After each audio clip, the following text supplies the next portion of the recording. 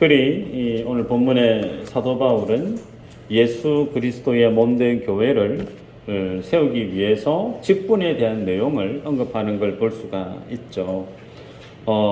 성경적인 교회가 되고 주님이 기뻐하시는 성도의 삶을 살아가기 위해서 우리가 관심을 가져야 될 한 주제가 있다면 그것이 곧 직분과 관련되어져 있습니다.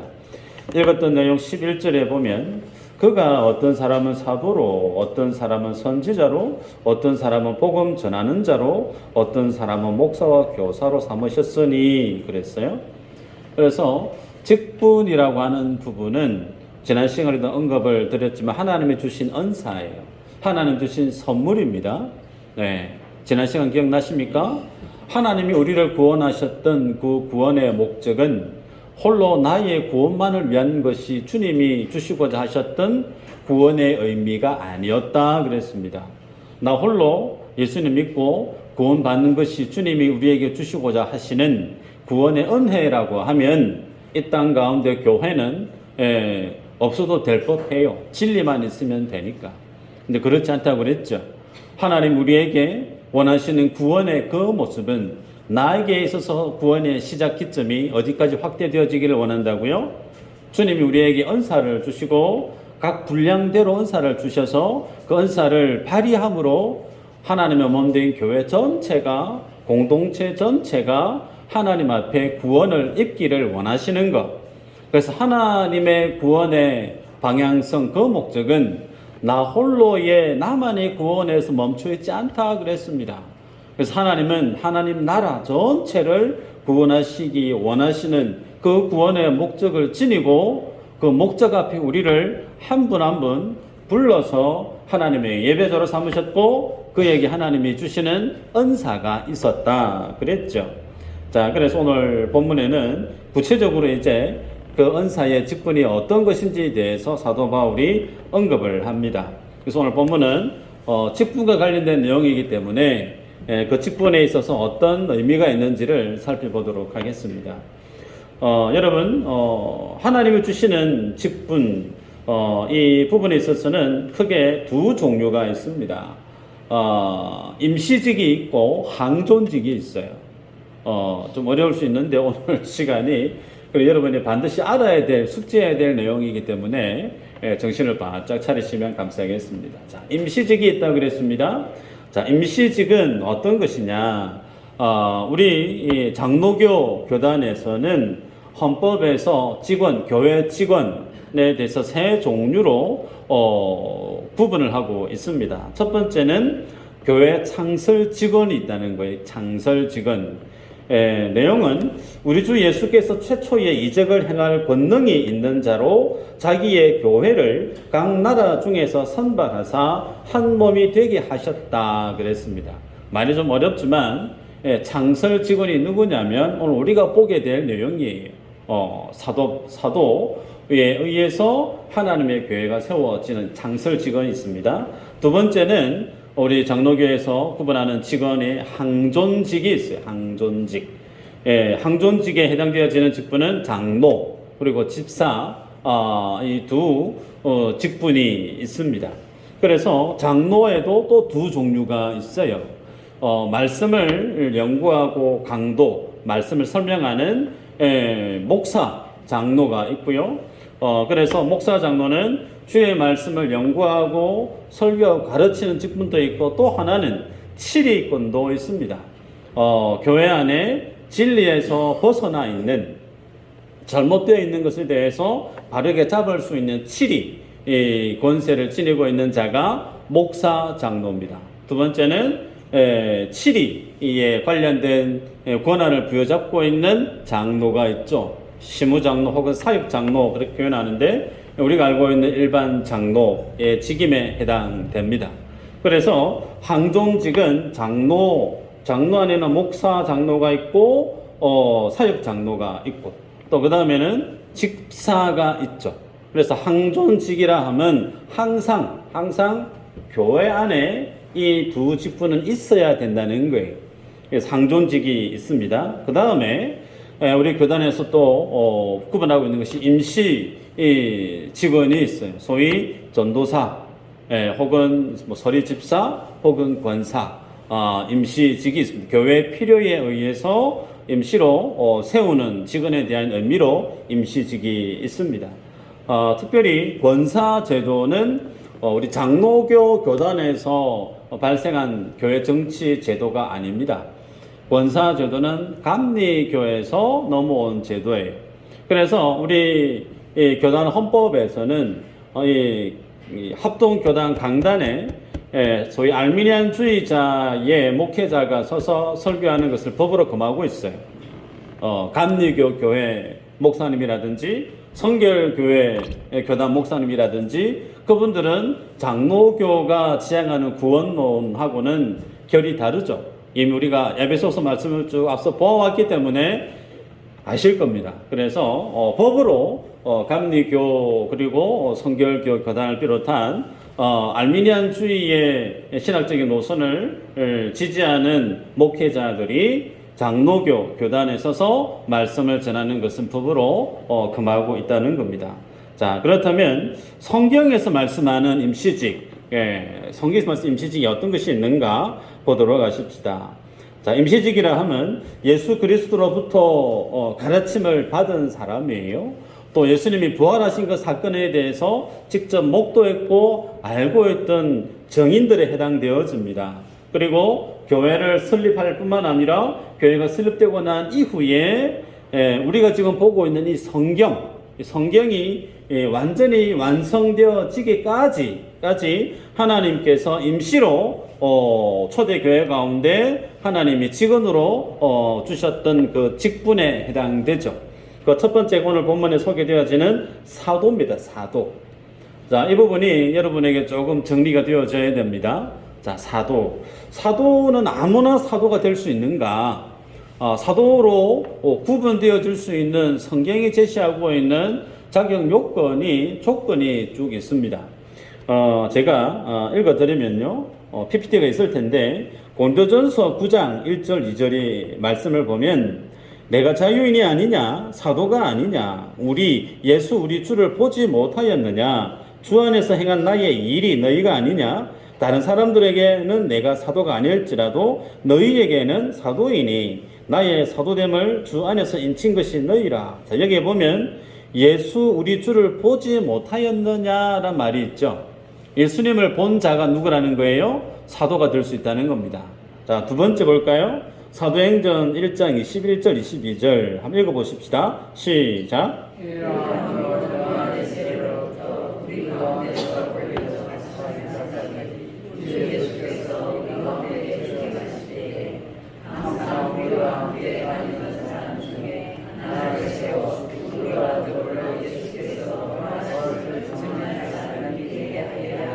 네, 여기 보면 우리 가운데 출입하실 때에 항상 우리와 함께 다니던 사람 중에 그리고 예수께서 부활하심을 증언할 사람이 되게 하여야 하리라 하거늘.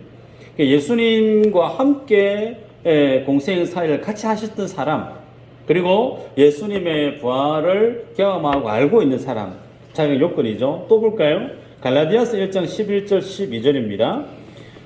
시작. 형제들아 내가 너희에게 알게 하노니 내가 전한 복음은 사람의 뜻을 따라 된 것이 아니니라.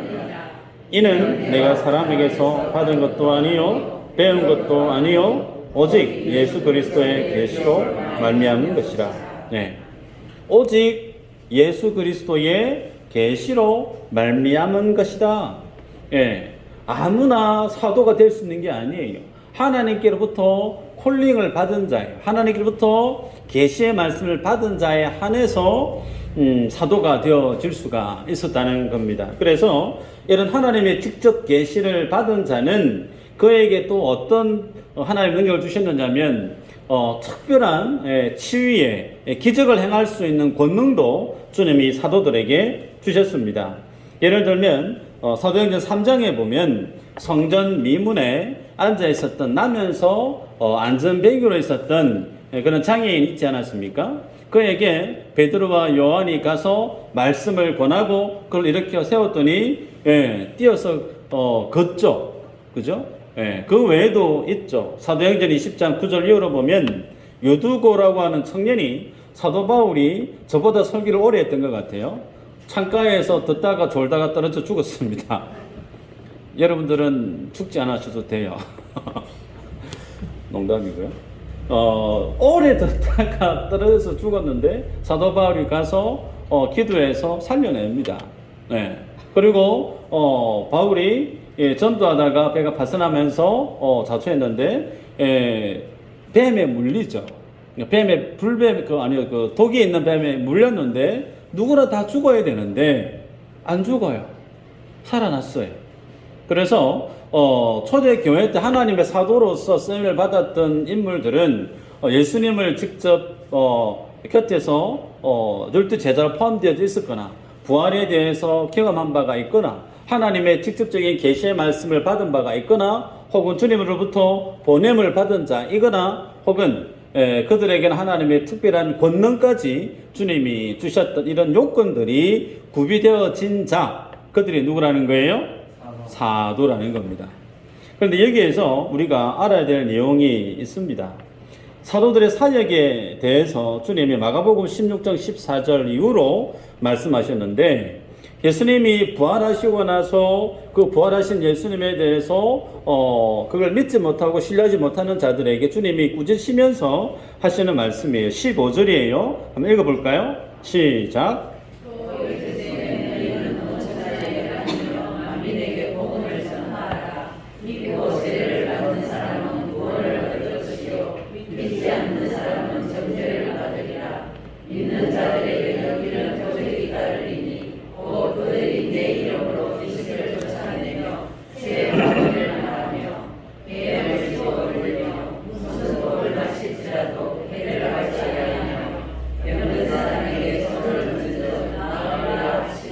아멘. 자, 여기 보면요, 이 말씀 누구에게 했다고요? 예수님의 제자들에게 했습니다. 사도로 세워질 제자들에게 주님이 이 말씀을 주셨다는 거예요. 그래서 주님이 복음을 전하기 위해서 세상 가운데 보냅니다. 보내면서 그들에게 하나님이 그 사역을 잘 할 수 있게끔 그들이 특별한 권능을 주셨어요. 그래서 뱀을 집어도 혹은 독을 마셔도 죽지 않는다라고 얘기해요. 병든 자에게 손을 얹고 안수기도 하면 그 병든 자가 살아나고요, 귀신 들린 자도 떠나간대요. 이게 사도들에게 하나님 주셨던 권능입니다. 그런데 오늘날에도 내가 사도다라고 얘기하는 분들이 있습니다. 내가 하나님의 계시를 직접 받고 있다라고 하시는 분들이 있어요. 지금도 내가 독을 먹어도 혹은 뭐 큰 어떤 과학적인 논리에서 벗어나 있는 것을 행해도 아무런 해가 되지 않는다라고 얘기하는 사람들이 있습니다. 소위 신사도주의자들, 신사도운동 그렇게 하시는 분들이 있어요. 여러분 그거 아니에요. 여러분, 뱀을 짚고 독을 마시고 혹은 병든 자가 안수기도해서 살아나고 이런 어떤 권능을 주신 이는 하나님께서 1차로 사도들에게 주신 말씀이에요. 아멘인가요? 이 사실을 그대로 나에게 하시는 말씀으로 오해해서 이 말씀대로 정말 테스트해가지고 돌아가신 분이 있습니다. 우리 한국 교회사 가운데 집단 이단으로 빠져들어서 집단적으로 50명 이상이 죽어나갔던 사건들이 한국 교회사 가운데 있었단 말이에요.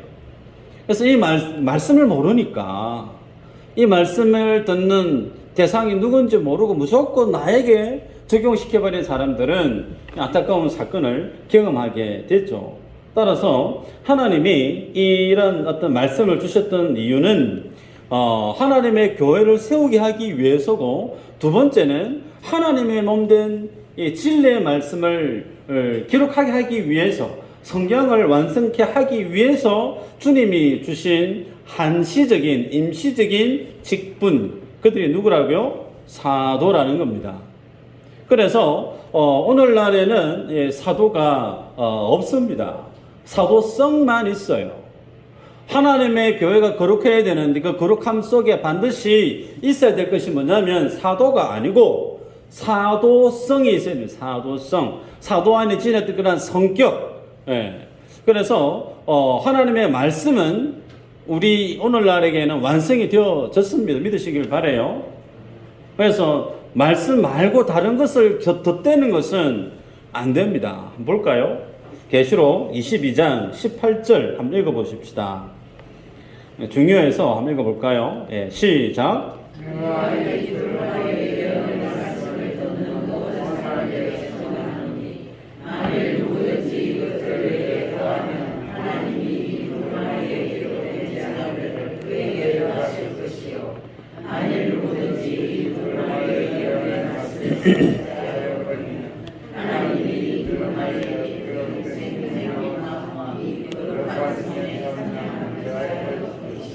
아멘. 더하거나 빼는 자, 하나님이 이미 완성된 성령의 영감으로 완성한 이 완성된 성경, 이 진리의 말씀 위에 플러스 알파 더하거나 그거 빼거나 그런 사람은 하나님께서 그의 이름도 빼버린대요. 예. 그래서 그만큼 하나님이 우리에게 주신 그 모든 임시직에 해당되어지는 직분들은 하나님의 몸된 교회를 세워나가는 것과 성경을 완성케 하는 그 일에 집중되어져 있음을 우리가 볼 수가 있습니다. 성경이 완성되기 전까지 신약 성경에 보면 사도들과 함께 활동했던 또 다른 직분자가 있어요. 그게 누구냐면 선지자들이라고 하는 분들이 선지자. 여러분 아마 사도행전을 보시면 아마 아실 텐데요. 사도들하고는 조금 성격이 다릅니다. 그렇지만 하나님이 선지자들을 초대교회 때 주님이 직분자로 들어 쓰신 것은 말 그대로예요. 그 당시에는 이 성경이 완성되어 있지 않죠. 이해되십니까? 베드로가 살았던 때 혹은 야고보가 살았던 그때는 성경이 없어요. 예수님으로부터 전해 들었던 메시지가 다입니다. 전해 들었던 내용을 기억을 하고 성령 하나님 앞에 조명을 받고 그래서 하나하나 막 써내려갔던 시기가 초대교회 시대였다는 거예요. 그래서 선지자의 사역이 필요했었습니다. 하나님의 말씀을 대언하고 그 말씀을 가르치는 왜? 성경이 없었기 때문에. 그래서 선지자의 활동이 성경 안에 기록으로 남겨져 있습니다. 사도행전 21장 8절 이후로 보면 제가 읽어드릴까요? 이튿날 떠나 가이사랴에 이르러 7 집사 중 하나인 전도자 빌립의 집에 들어가서 머무니라. 그에게 딸 넷이 있으니 처녀로 예언하는 자라. 여러 날 머물러 있더니 아갑으로 하는 한 선지자가 유대로부터 내려와 우리에게 와서 바울의 띠를 가져다가 자기 수족을 잡아매고 말하기를 성령이 말씀하시되 예루살렘에서의 유대인들이 이같이 이 띠 인자를 결박하여 이방인의 손에 넘겨주리라 하거늘 그랬습니다. 선지자가 활동을 하고 있죠. 하나님의 사도가 예수님의 사명을 그대로 수행할 수 있는 그 길을 함께 지금 보조로 맞추고 있는, 그래서 성령의 암시를 그대로 대언하고 있는 선지자가 초대교회 때 기록으로 활동을 하고 있음을 보게 되는데, 중요한 것은요, 이들이 교회가 세워지고 그 다음에 하나님의 말씀이 완성되어지고 난 이후에 여러분들이 보실 때 서신서, 편지로 기록되어 있는 서신서에 보면 선지자의 활동하고 있는 내용이 언급되어 있는 곳이 있을까요, 없을까요? 관심이 있죠. 없어요. 왜 없을까요? 초대교회, 교회가 세워지기 전에는 선지자의 활동에 대해서 우리가 읽고 있는 사도행전에 언급되어지고 있는데, 교회가 완성되어지고 성경이 완성되어지고 난 이후에는 선지자들이 활동하고 있는 내용이 서신서에 기록으로 등장하지 않는 이유, 당연하죠. 성경이 완성되어졌기 때문에. 성경이 완성되어지고 하나님의 진리가 완성되어지고 교회가 완전히 세워진 이후에는 더 이상의 선지자의 활동이 필요 없습니다. 더 이상의 사도들의 삶이, 사역이 이제는 완수되어졌다는 거예요. 그래서 이후에는 무엇만 있을까요? 오늘 언급하고 있는 본문 중에 보면 목사, 교사, 복음 전하는 자 쭉 소개되어지는데, 소위 말씀을 가르치는 사도, 말씀을 가르치는 직분만 필요할 뿐이지요. 그래서 임시직은 사도 혹은 선지자로 성경에서 소개합니다. 그래서 이유는 하나님의 교회를 세우고 성경을 완성하기 위해서 필요했다는 거예요. 자, 그 다음은 성경에서 항존직에 대해서 언급합니다. 항존직. 항상 있어야 될 직분이라는 뜻입니다.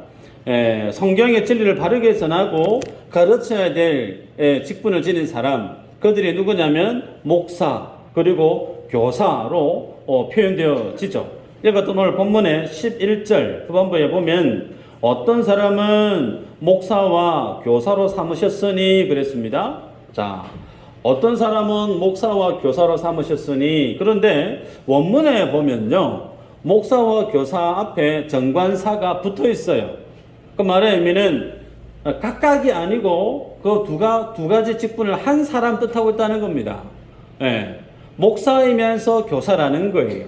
그럼 그들이 누굴까? 디모데후서 1장 11절 이후로 한번 볼까요? 읽어보십시다. 시작.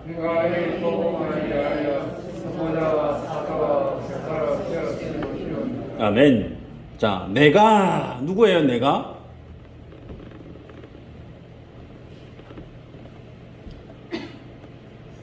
누굴까? 사도 바울이에요. 네, 사도 바울인데 자기 자신을 뭐로 표현하고 있느냐면 복음을 위하여 선포자, 복음을 선포하는 사람이에요. 사도 바울이에요. 교사 바울이에요. 그래서 사도 바울은 자기 자신을 이 세 가지로 표현하고 있어요. 나는 복음 전하는 자다. 나는 사도다. 나는 교사다. 사도라고 하는 직책을 지닌 자기 스스로를 이렇게 세 가지 직분으로 표현하고 있다는 거죠. 마찬가지로 오늘 읽었던 본문에 보면 목사 그리고 교사 소개되어지고 있는데 이 직분은 누구를 지칭하고 있느냐면 사도를 뜻하고 있습니다. 그런데 이 사도는 이미 성경이 완성되어지고 난 이후에는 이제 없죠. 없지만 뭐만 남아있을까요? 목사로서의 그 역할을 해야 될 역할이 남아있다는 거예요. 교사로서 가르쳐야 될 그 직분이 남아있다는 겁니다. 그래서 지금도 가르치는 사역은 그대로 유효하죠. 자, 정리하면요. 자, 사도, 선지자, 복음 전하는 자, 목사, 교사, 이 5가지 직분이 소개되어지는데 하나같이 무엇과 동일하냐면 가르치는 데 집중되어져 있죠. 가르치는 거. 그래서 하나님은 사도 바울을 통해서 하나님 주시는 은사가 참 많습니다. 그죠? 참 많은데 그 많은 은사들 중에 5가지만 딱 뽑아서 리스트업을 하면서 제시하는 게 가르치기 위해서 하나님의 세움을 입은 직분자들의 내용을 쭉 소개해요. 그 말의 의미는 교회는 하나님의 진리에 대해서 배우는 것이 얼마만큼 중요한가를 제시하고 있습니다. 다시 얘기합니다. 교회가 하나님의 말씀을 듣고 배우고 그것을 알고 자기 속에 체득화하고 실천하고 살아내는 것이 그 교회 안에 얼마만큼 중요했느냐면 이 5가지 직분을 같이 패키지로 묶어서 사도 바울을 통해서 에베소 교회들에게 지금 소개하고 있는 거예요. 그러기에 여러분, 우리가 교회에 와서 예배 드리는 것이 얼마만큼 중요한지 몰라요. 당연히 교회에 오면 찬양도 드리고 기도도 하고 또 뭐 교제도 하고 뭐 많이 합니다. 그런데 그 중에 가장 중요한 게 뭐냐면 말씀을 듣는 거예요. 생각해 보십시다. 일주일에 한 번 주일날 와서 한 번 예배 드리고 일주일간 세상에서 살아가시는 분이 계시고, 반면에 새벽 예배에 나오시고 수요 기도회에 나오시고 주일 오전 오후 예배 나오시고, 우리 교회에서 또 감사하게 목회자가 착해가지고 DGS를 합니다. 성경 양육 훈련 프로그램을 해요. 그 DGS도 같이 해요. 주중에 모여서. 그러면 그렇게 열심히 교회에 와서 말씀을 배우면서 기도하며 살았던 성도 2분 중에 어떤 성도가 세상에 나가서 영향력이 있는 하나님의 사람의 사명을 감당할 수 있을까? 당연히 후자겠죠. 당연히 후자예요. 하나님의 말씀을 많이 받아 먹고 소화시키고 그것을 나의 삶의 근원으로 삼고 살아가는 그가 세상에 나가서 능히 하나님의 사람으로서의 삶을 감당해낼 수 있는 것, 지극히 당연하겠죠. 그래서 교회 출석하는 것이 중요합니다. 중요해요. 혹은 여기에서 무교회주의자들의 생각이 잘못되어졌음을 그대로 드러납니다. 무교회주의자들은 어떤 생각이냐면 나는 교회 안 다녀도 내가 예수님 믿으니까 나는 구원 받았지 뭐. 교회 안 가도 되지.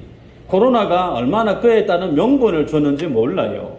집에 앉아서 TV 몇 번 리모컨 누르면 본인이 듣고 싶은 좋아하시는 목회자를 선정을 해서 메시지를 들을 수가 있어요.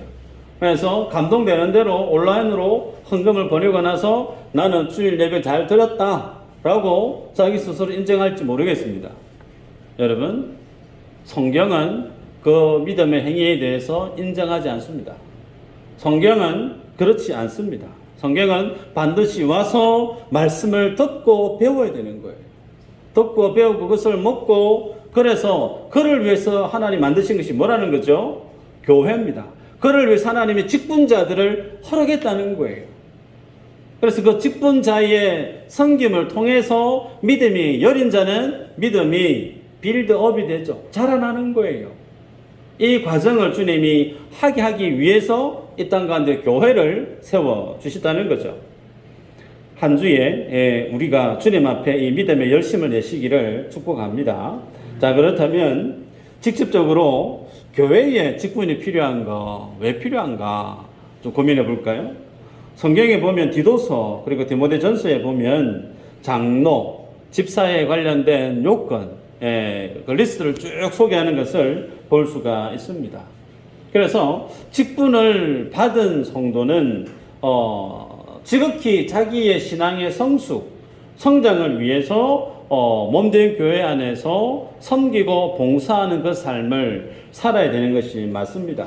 그리고 교회가 성장해가고 교회가 성숙해져 가기 위해서는 또한 반드시 뭐가 필요하냐면 직분자들의 섬김이 절대적으로 필요합니다. 그래서 교회의 성장, 발전을 위해서 주님 오시기까지 항상 있어야 될 그 직분, 항존직이 바로 장로라고 하는 직분과 집사라고 하는 직분을 주님이 성경 말씀으로 기록으로 남겨 놓았다는 거예요. 그래서 제가 교육 전도사 때 어느 장로님이 그런 얘기를 하시는 거예요. 장로는 항존직이래. 그래서 나는 장로 안수 임지 받았기 때문에 죽도록 나는 장로다. 그러면서 장로된 자신의 지위를 엄청 자랑하시고 그것을 자기의 마치 힘처럼 그렇게 말씀하시는 장로님을 제가 본 적이 있어요. 제가 그때는 어려서 감히 장로님을 가르칠 생각이 없었습니다. 그냥 넘어갔어요. 여러분, 항존직이라고 하는 직은 한번 장로 안수 받았으니까, 한번 목사 안수 받았으니까 평생토록 그 사람은 장로고 평생토록 그 사람은 목사고 그 뜻인가요? 그거 아니죠. 그거 아니에요. 주님 오시기까지 항상 있어야 될 직분, 그 의미에서의 항존직입니다. 그래서 우리 교회는 개혁주의적인 노선을 지향하는 교단입니다. 그래서 개혁주의적인 장로교회의 원류 안에는 어떤 내용이 있느냐면 장로 직분에 대해서는 3년에서 4년입니다. 3년에서 4년 장로직을 감당하는 거예요. 3년에서 4년 장로의 직을 감당하다가 그분은 이중직을 못해요. 세상 일을 내려놔야 돼요. 그리고 최소한 주 40시간 가까이를 열심히 봉사하는, 그래서 그 기간이 3년에서 4년 마치고 난 이후에 그 직을 내려놓고 완수했으면 다시 어디로요? 평신도 직으로 내려가는 겁니다. 그게 소위 개혁주의에서 지향하는 장로직에 대한 기준입니다. 목사도 마찬가지죠. 목사가 태어날 때부터 목사인가요? 그거 아니에요. 어떤 분들은 교회에서 청년으로 있다가 콜링을 받고 목회자가 됩니다. 어떤 분들은 교회 집사님으로 계시다가 그분이 콜링을 받고 목회자가 되죠. 그렇게 열심히 목회에 부르심을 입고 열심히 사역하다가 사명을 다했으면 이제 은퇴하든지 사임을 하든지 하면 그 시로 또 뭐가 되죠? 성도가 되는 거예요. 그래서 사역을 위해서, 교회의 유익을 위해서 하나님이 허락한 직분이 항존직인데, 그 항존직이 곧 장로와 집사라고 하는 직임임을 볼 수가 있습니다. 여러분, 그래서 우리는 기억하십시다. 우리 교회는 그렇지 않는 것 같은데요. 얼마나 감사한지 몰라요. 장로라고 하는 직임, 집사, 권사라고 하는 직임, 심지어 목회자라고 하는 목사라는 그 직임이 마치 자기에게 무기처럼 내가 장로네, 내가 목사네, 내가 어느 교회의 안수 집사네 라고 하는 그것을 가지고 명예직처럼 여기시는 분들이 있어요. 그것 때문에 다른 사람이 나를 존중해야 되고 내 말을 들어야 되는 듯한 그런 어떤 생각에 마치 계급장처럼 여기는 분들이 실제로 한국 교회 안에 많이 계세요. 그거 아니죠. 그거 아니에요. 몸된 교회를 세우기 위해서 하나님이 주신 직분이 항존직이라는 사실을 기억할 필요가 있습니다. 만에 하나 우리들이 하나님의 일을 할 때 새로운 직원을 뽑습니다. 목사를 새로 청병할 수가 있고, 혹은 장로 직임을, 혹은 권사, 집사님을 새로 선출할 수가 있어요. 그런데 새롭게 뽑아서 직원으로 세웠는데 그분이 그 일을 잘 할 수도 있고 그 일을 못 하실 수도 있어요. 맞죠? 그러면 잘하면 뭐 감사하지만 예를 들어 잘 못했다 생각하십시다. 장로님이, 집사님이, 목회자가 그 일을 잘 할 줄 알고 선출했는데 잘 못해요. 하는 것마다 어설프고 기도 제목만 계속 교회에 떠넘기는 것처럼 보입니다. 그럴 때 어떤 생각이 들 수 있느냐면, 이번에 사람 잘못 뽑았다. 실수다.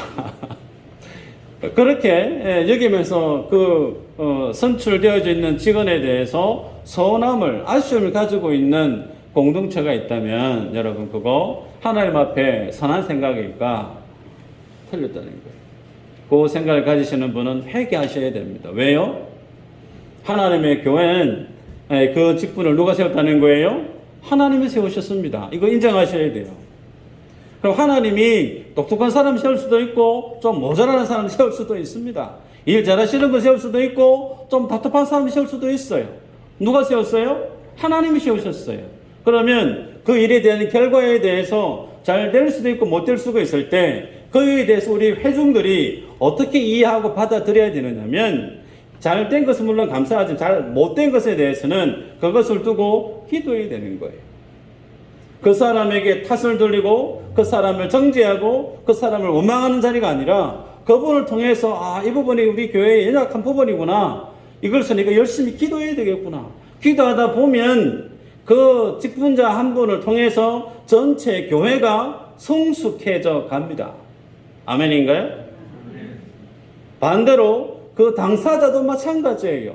자기가 잘못한 걸 자기가 모를까요? 알죠.